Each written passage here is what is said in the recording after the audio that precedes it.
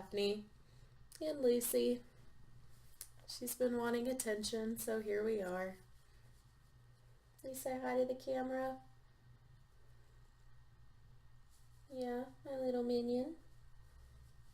My little minion. Okay, so this is my March Mystery Madness wrap-up video. There were 6 prompts for the month of March. There were 5 main prompts and then 1 bonus prompt.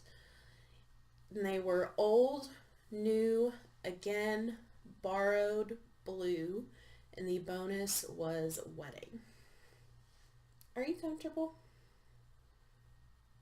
Yeah? Are you comfortable? Really? Always gotta have all the attention. You know how it is. I did my TBR for March Mystery Madness in my March TBR video, but I did change it up a little bit just because I either found a better book for the prompt or I actually DNF'd a book temporarily. So I will get to that when I get to the prompt. So the first prompt is old. So I read Bowled Over by Victoria Hamilton. This is the second book in the Vintage Kitchen Mystery Series. I chose this because old, vintage goes hand in hand. This follows Jamie Layton, and she collects vintage kitchen items. And her estranged friend from high school comes to town and is a little witchy to everyone. After the fireworks at the big 4th of July celebration, her friend turns up dead. And Jamie's bowl and her fingerprints on the bowl are by her friend's dead body. So Jamie has to work to clear her name. Overall, I really like this. I gave it a 3 out of 5 stars. Wasn't the best one. I think I liked the previous one better, A Deadly Grind. But 3 out of 5 stars is still really good. I really enjoyed myself and it was a good mystery. The next prompt was new. So I think I changed this up a little bit. I read Death on Tap by Ellie Alexander. This is the first book in the Sloane Krause mystery series. And new because this is the first book in a series by Ellie Alexander that I have not read yet. Or I hadn't read yet. So I gave this 5 out of 5 stars. I loved it. Ellie Alexander is my favorite cozy mystery author. She also goes by the pen name Kate Dyer Seeley, and every book I've read by her has been really good, so go check her out. This is set in Leavenworth, Washington, and it follows Sloane Krause, and she is married to this man, Mac, and his family is in the brewery business for beer, and she becomes estranged from Mac at the beginning of this book and gets a job working for the competing microbrewery in town, Nitro. And Nitro is set to open really soon, so Sloane gets hired pretty quickly. However, one of Nitro's competitors is found dead, and Sloane's estranged husband, Mac, is arrested on suspicion of murder. So Sloane has to investigate herself in order to clear Mac's name. Like I said, 5 out of 5 stars. I'm not a beer drinker, and I learned so much about brewing in this book, and the atmosphere was just so nice. I loved the family dynamics, and this ended on a little bit of a cliffhanger, which was very, very well done, if I do say so. So I'm really excited to get into the next book, The Pine of No Return, and see where that cliffhanger leads to. The next prompt is again, and I changed this one up a little bit. I chose to read a book by an author that I've read before, so I chose to read A Just Clause, which is the 11th book in the Booktown Mystery Series by Lorna Barrett. I don't have a physical copy. I actually have it on my Kindle as an ebook, so I'll just post a picture so you guys can see the cover. So I won't say a lot because this is the 11th book in a series, But it follows Trisha Miles, who owns the mystery bookshop Haven't Got a Clue, and her sister Angelica, who owns the Cookery, which is a cookbook type bookstore, and then Booked for Lunch, which is like a diner. And it's set in Stoneham, Connecticut, which is nicknamed Booktown because many of the shops in this town are book themed. There's a little bit of a family backstory going on in the beginning, which I won't really get into because that'll kind of spoil the previous book. But this basically starts off, Trisha is hosting a book signing in her store for a best-selling thriller writer.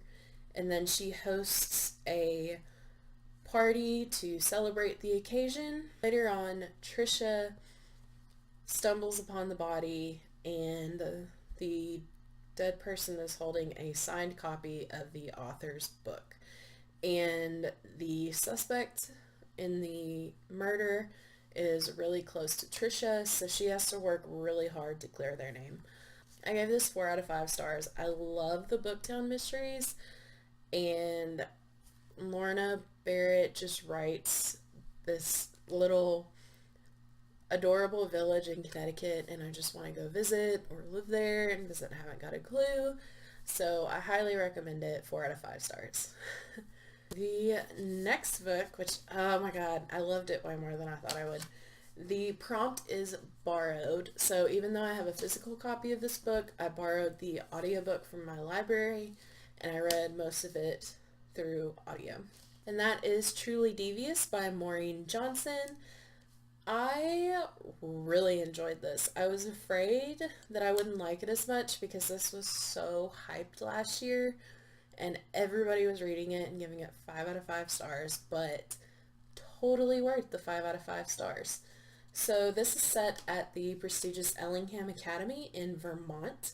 So shortly after the school opened, the founder's wife and daughter were kidnapped and were never seen again, and the only clue was a note from somebody named Truly Devious.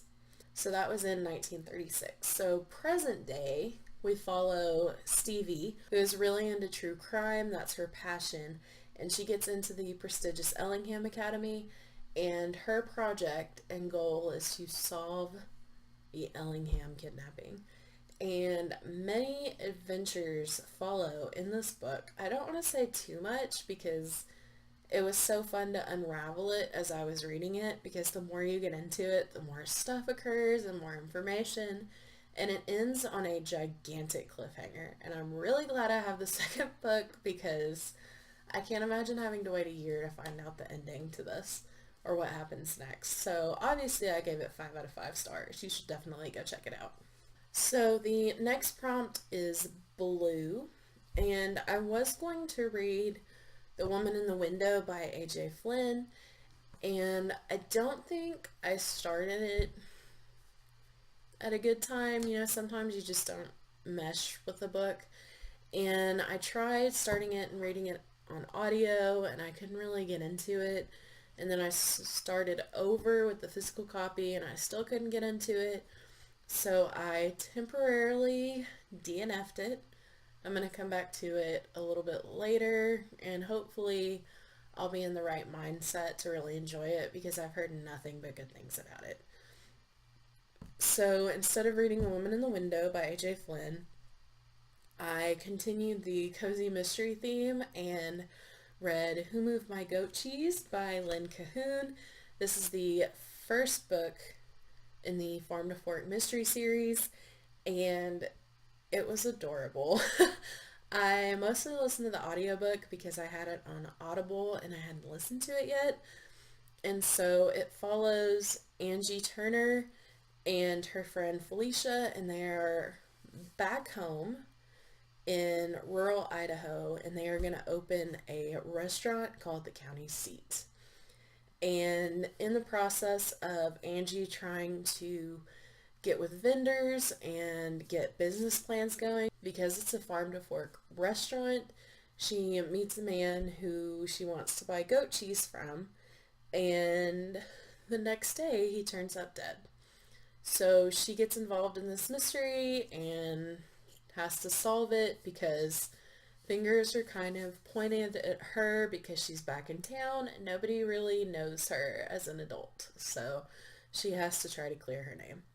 I gave this 4 out of 5 stars. It was really cute. And I like Lynn Cahoon a lot. I've read a couple of her Tourist Trap mystery series. And then after this, I ended up reading the other 2 books in the series. I just binged them because they were so fun. So you should definitely go check it out. And lastly, the bonus prompt was wedding. And I was going to read one of the books in, I think, the Sewing Circle mystery series or a quilting mystery series, but it was the 5th in the series and I hadn't gotten to it yet.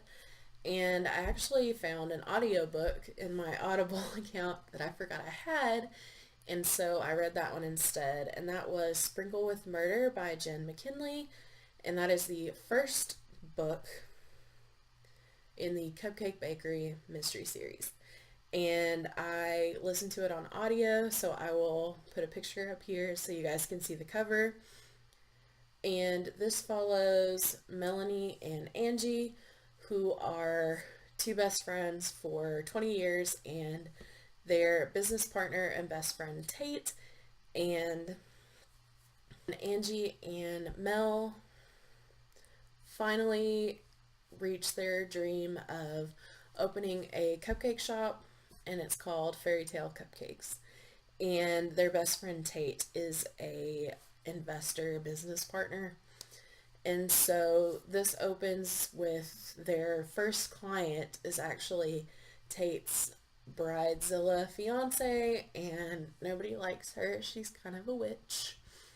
But they are going to provide the cupcakes for the wedding reception.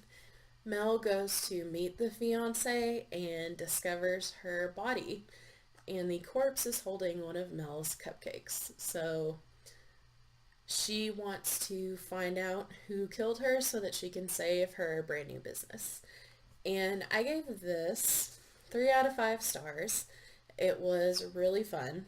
So after that, I read the next 2 books in the series, and I already have the 4th one on hold at my library. So yeah, it was a really good reading month. I obviously read a lot more than this, but I'm going to cover all those books in my March wrap-up video. So yeah, March Mystery Madness was definitely a success. This is my first year participating, and it was so much fun. And I got to read a lot of fun mystery series, so I highly recommend participating next year. So if you like this video, make sure you give it a thumbs up and click the subscribe button, and be sure to click the bell icon so that you can be notified anytime I upload new content. See you guys next time. Bye.